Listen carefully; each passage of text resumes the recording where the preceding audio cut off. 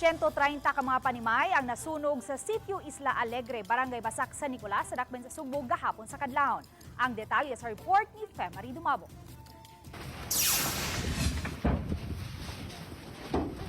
Nadawat sa Cebu City Fire Station ang alarma sa sunog gahapon sa tungang gabi ug dali kini nga giisa sa third alarm. Tungod sa kagipot sa lugar ug kakusog matod pa sa hangin, naglisod ang kabombiruhan sa pagpaong sa kayo. Alas 3:25 na gahapon sa kadlawon, gideklarar nga fire out ang sunog. 125 ka panimay ang totally damaged ug 5 ang partially damaged. Nagbilin kini og gibanabana nga 3 milyones pesos nga danyo sa mga panimay nga ginama sa light materials ug konkreto.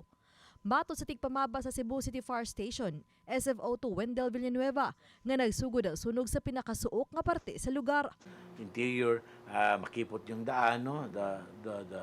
Hindi makapag-penetrate yung mga malalaking fire trucks natin, no? Hindi gawa ng firefighting operation, mag-engine relay. Kini usa ka amahan kansang balay ang tapad ra kaayo kun asa nagsugod ang kayo. Ang mapasalamaton na lang nga nakagawas pa sila nga magtiayon uban sa ilang upat ka anak. Pagingon diri sa silingan ng mga ako parinti sa akong asawa. Sunog. Pero wala ko mata kay pon. Una ra ko mata na tuon akong akong usa kayo. Tugi pon bata lago sila nang nagana. Ang bata tugi pon diri. Kay narato sa akong bata ba. Puna ko gawas, una na gawas. Bala may wayan kay importante ko ano ko importante diri. Basta ko pares ni ratol. Ratol siya. Samtang grabing kagulo sa bangibati nining magsuon. Human nga upat sa ilang panimay, lakip na ang gipaabangan. Tindahan ug internet cafe ang nahurot sa pagkaugdaw. Kining 29 anyos nga si Raymond nga nagsaulog sa iyang birthday gahapon. Ang imbis lingaw mag-celebrate nang hiyawat na lang nga manghipo sa unsa pay pwedeng kapahimuslan samtang nag-inom. Adlaw nga natawhan. Sa una gool na tani.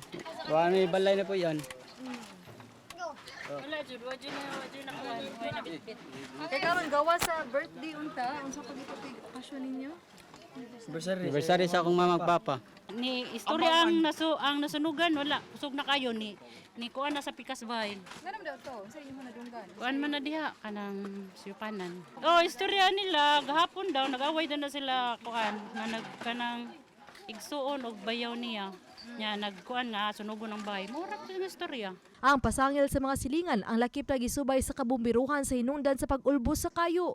May usap-usapan na may nag-away daw, may mga sindi daw ng egg tray na naiwanan. But however, that's still to be validated by our arson investigators. Samtang moabot sa 250 ka pamilyahan o 810 individuals ang naepektuhan sa maong sunog. Ang uban, temporaryo nga gipahimutang sa barangay gym apan ang kadaghanan kanila ang nipasilong una sa eskwelahan. Uban ni Godfrey Relien, Femari Dumabok. Balitang Bisdak.